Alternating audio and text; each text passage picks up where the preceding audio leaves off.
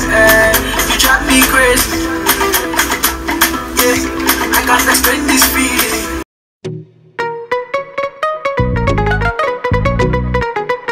Alors coucou tout le monde, j'espère que vous allez tous et toutes très bien. Moi ça va comme d'habitude. Non, pas comme d'habitude, mais bon. Alors aujourd'hui on se retrouve pour un sujet que j'aurais dû faire, je pense depuis le début de l'année ou même avant le début de l'année, mais bon. Mais bon, comme on dit, mieux vaut tard que jamais. Donc j'espère que cette vidéo aidera vraiment beaucoup de gens. Effectivement, ce sera étudier à Dakar, le thème de, enfin, le topic de cette vidéo.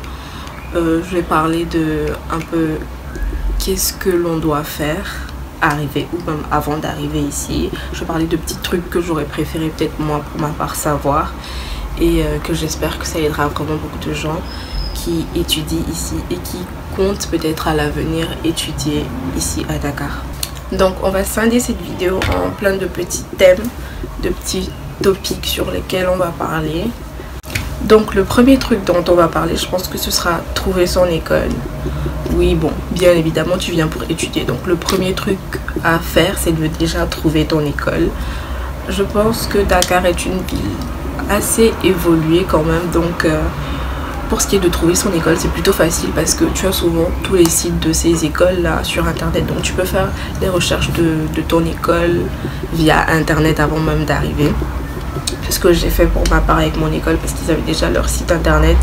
Tu pouvais discuter avec eux avant ton arrivée ici sur place, programmer ton rendez-vous parce que oui, mon école, je suis à Subdeco Dakar. Pour mon école, il faut passer un test d'abord avant d'être accepté. Donc j'ai pu parler avec eux, voir la date de mon test, comment ça devait se dérouler, etc. Donc cependant, à Dakar, tu as toutes les écoles possibles, hein.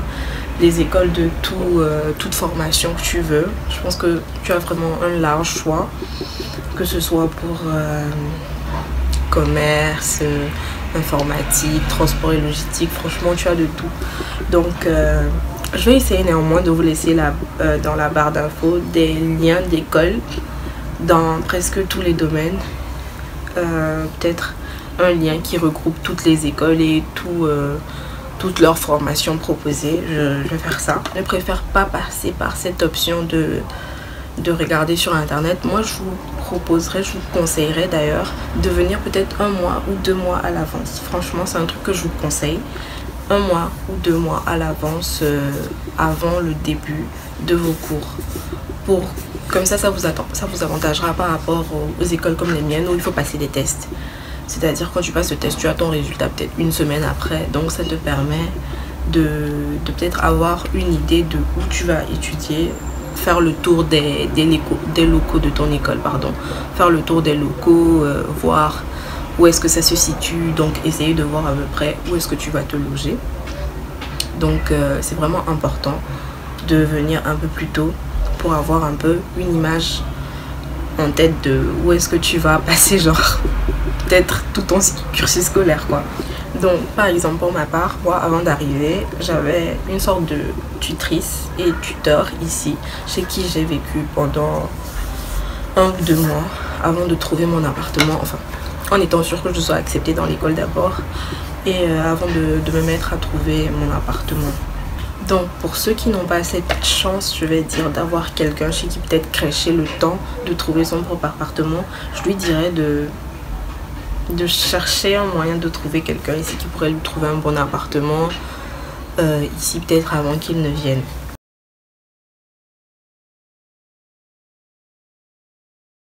Donc après trouver son école, ce qu'il faut aussi c'est trouver son appartement bien évidemment. Donc deuxième raison pour laquelle je dis il faut vraiment venir 1 mois ou 2 mois à l'avance, histoire de trouver un bon appartement. Parce qu'il faut savoir que trouver un appartement à Dakar c'est vraiment dur. C'est dur.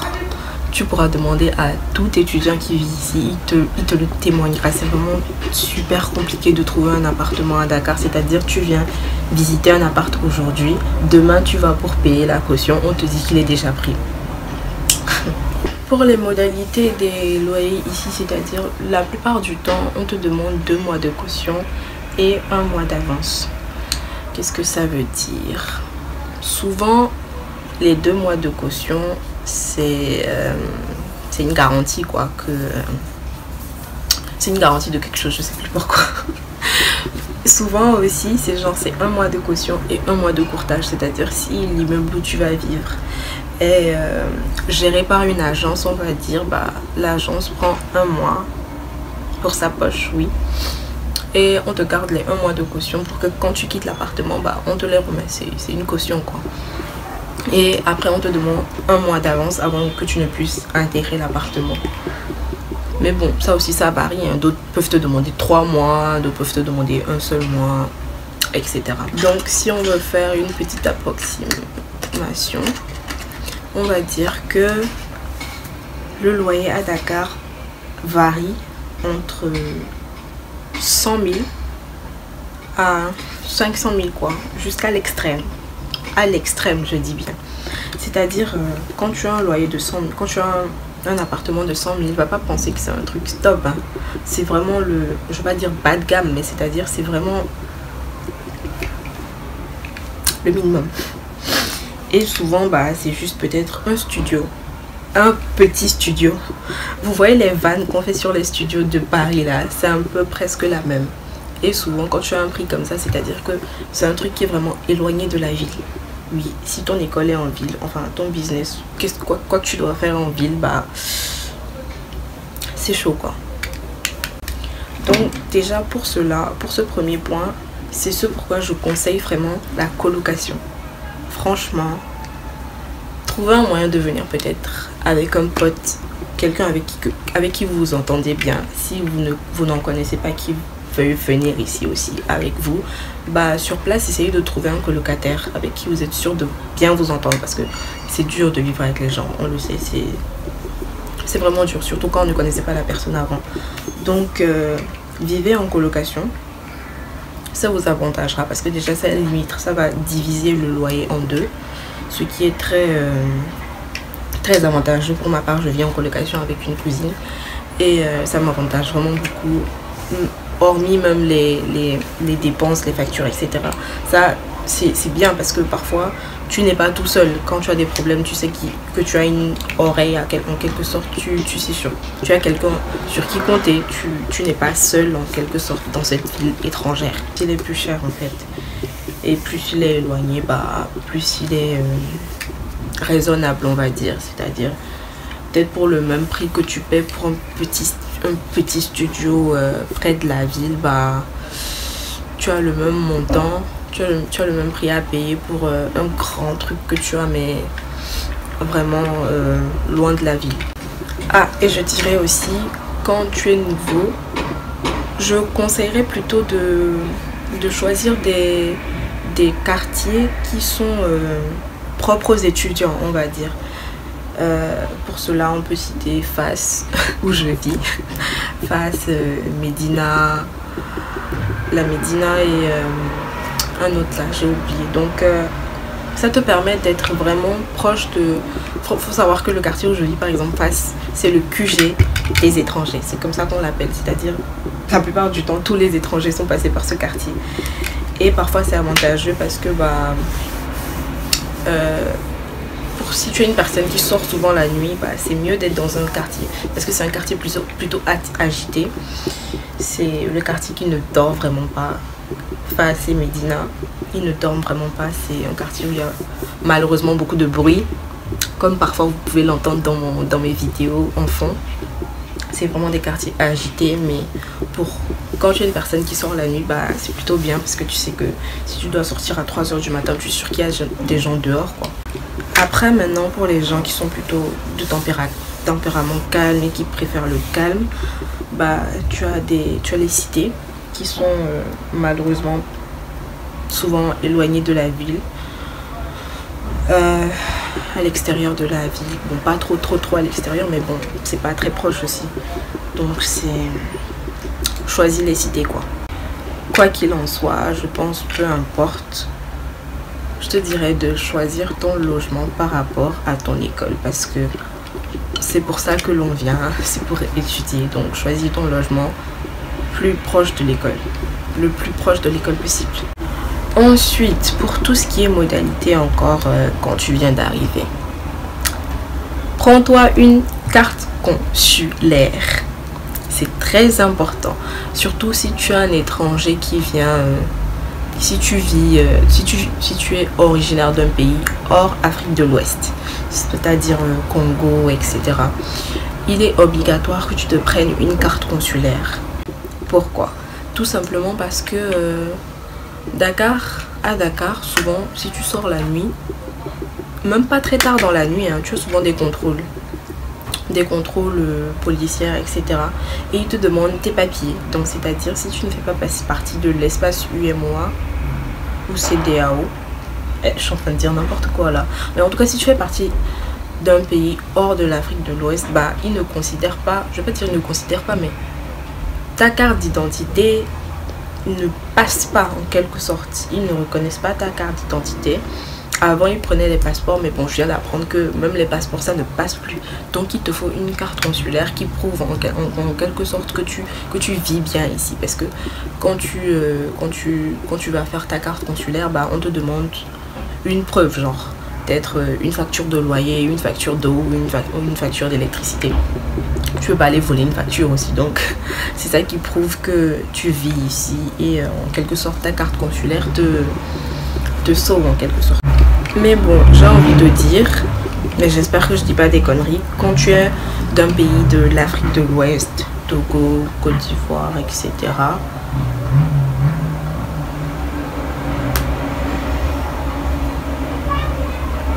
Ouais, j'ai envie de dire que bah, la carte d'identité ou le passeport ça passe, mais j'espère que je dis vraiment pas de conneries. Donc le mieux c'est dès que tu arrives, tu fais ta carte consulaire quoi et tu es ok. Donc fais-le pour éviter de te faire ramasse, comme on le dit ici. C'est comme ça qu'on appelle les bus ou les voitures, je sais même pas comment je vais appeler ça. C'est des sortes de pick-up des policiers là. Quand ils te prennent, bah tu vas passer la nuit au commissariat quoi. No way. Surtout si on te prend un vendredi soir ou un samedi soir, ah tonton tu es dans la merde, c'est-à-dire tu restes là-bas jusqu'à lundi. Pour ce qui est du déplacement, bah oui, parce qu'il faut bien te déplacer. Donc ici, il y a deux moyens de déplacement prioritaires. Les taxis et les bus. Les taxis tu connais. Hein. Voilà. Maintenant les bus, il y a trois types j'ai envie de dire, ou quatre même. Il y a vraiment plein de types de bus. Il y a le premier type que la plupart doivent connaître. Les bus de la mort. Skip.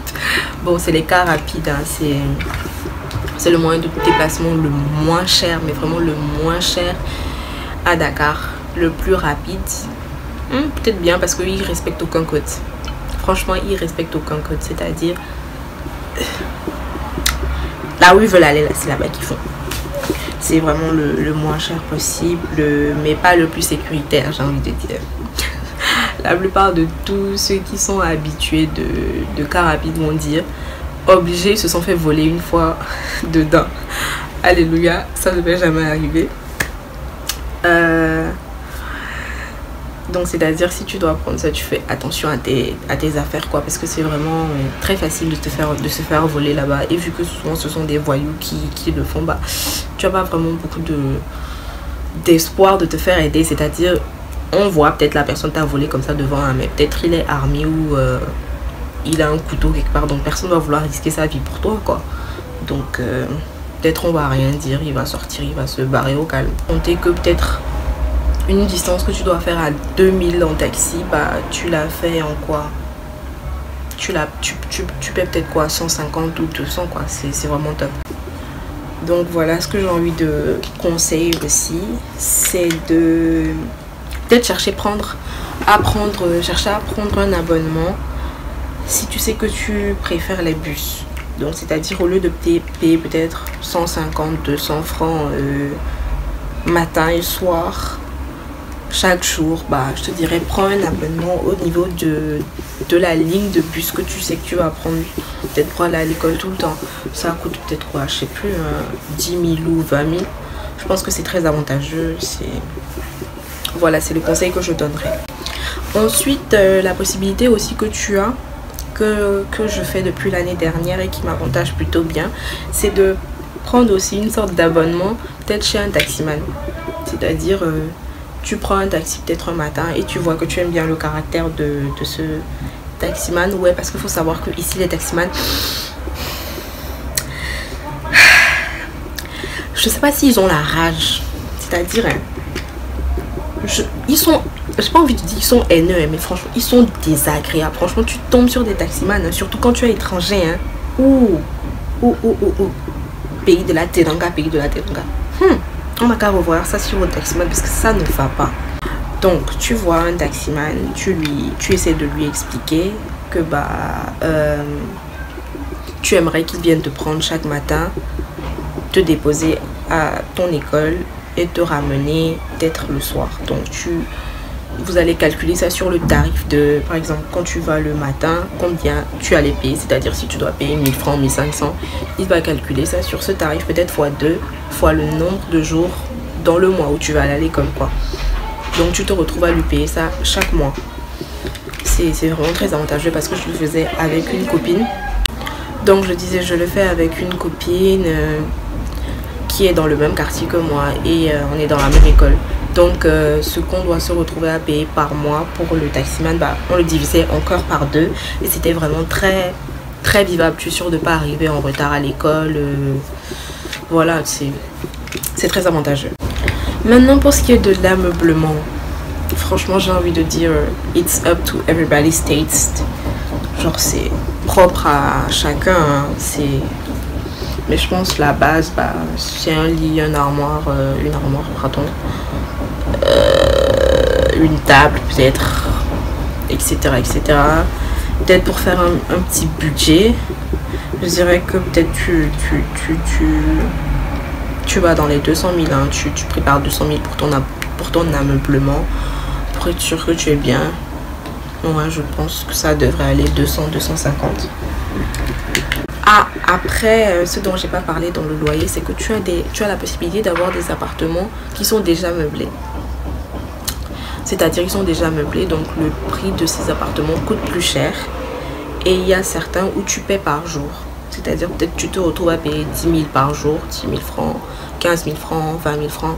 Tout ça encore, ça dépend du luxe qu'il y a dans l'appartement et de sa zone encore, genre de là où elle est située, pardon, cet appartement. Donc voilà, tu as cette possibilité aussi de prendre un appartement qui est déjà meublé. Après, pour parler des saisons de Dakar, moi j'ai envie de dire il y en a 2 grandes saisons, d'extrême à extrême toujours, chaude et froide. C'est-à-dire dans ces 2 saisons, il fait extrêmement chaud ou il fait extrêmement froid. Donc dans la période de mai, juin à décembre, j'ai envie de dire, il fait chaud. Il fait chaud. Et de décembre à mai, peut-être juin, etc., il fait froid. Il fait froid. Si tu n'as pas vu ma vidéo où je parlais de mon haul, bah, tu verras dans cette vidéo, ou si tu l'as vu peut-être, tu verras que je me suis vraiment préparée pour fighter le froid avec les pulls. Donc si tu l'as pas vu, bah j'essaierai de te mettre le lien quelque part en haut. Donc je te dis ça pourquoi? Parce que la plupart ne savaient pas peut-être qu'il allait faire froid, parce qu'on se dit Dakar, il doit faire chaud, il fait chaud, il fait chaud. Donc peut-être ils sont venus qu'avec des débardeurs, des trucs d'été quoi. Donc je te dirais, prépare-toi en conséquence et ramène quelques pulls. Peut-être après tu te refais ta garde-robe ici, mais bon, prévois des trucs, prévois des pulls quoi. Maintenant on va parler peut-être des courses, les courses que tu auras à faire pour ton manger. J'ai oublié de préciser, Dakar est une ville très chère, l'une des villes les plus chères d'Afrique, franchement. Et ils sont chers pour rien quoi. C'est-à-dire petit exemple que j'aime prendre souvent pour ceux qui connaissent le Togo et qui ont peut-être vécu là-bas. tu as un sachet d'eau à 25 francs. Ici, ton sachet d'eau qui n'a même pas la même quantité que celle que tu as à Lomé, hein, en plus petite quantité, ça coûte 50 francs. Vous voyez un peu? Aussi, autre exemple que j'aime prendre, noix de coco à Dourou. Ça coûte 100 francs, peut-être 50 francs même. Mais ici, tu l'as à 500. 500, man.